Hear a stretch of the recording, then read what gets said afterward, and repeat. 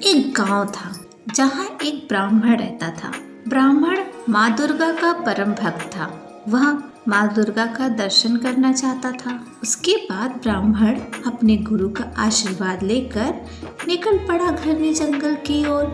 फिर कहीं दूर जाकर एक जंगल में माँ दुर्गा की आराधना करना शुरू कर दिया। कई महीने बीत गए।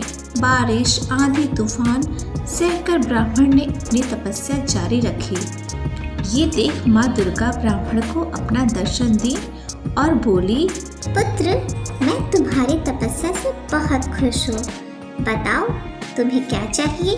हे माँ, आपके दर्शन हो गए, बस मुझे और कुछ नहीं चाहिए। अरे पुत्र, कुछ तो मांग लो, जो भी तुम्हारी इच्छा हो मांग लो। हे माँ, अगर मुझे आप कुछ देना ही चाहती हो तो आप मुझे संजीवनी बूटी दे दो।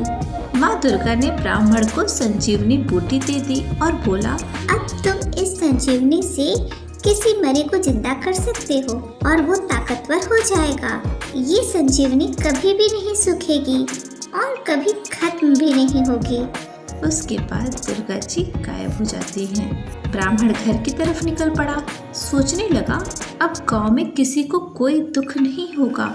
अगर कोई मरेगा तो मैं उसे संजीवनी से जिंदा कर दूंगा और इससे मेरा बड़ा नाम होगा और शायद लोग मुझे गांव का सरपंच भी बना दे। ये सब सोचते हुए ब्राह्मण अपने गांव की तरफ चल रहा था।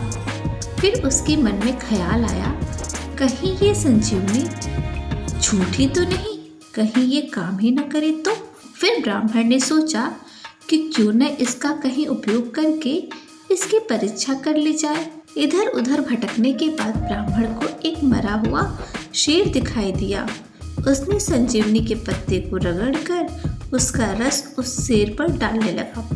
उसके बाद वो शेर जिंदा हो गया। ये देख ब्राह्मण खुश हो गया। शेर भूख के कारण मरा था।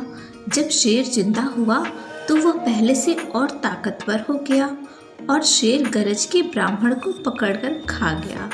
पंचतंत्र की इस कहानी से हमें यह सीख मिलती है कि हमें कोई भी काम करने से पहले उसके परिणाम के बारे में जरूर सोचना चाहिए।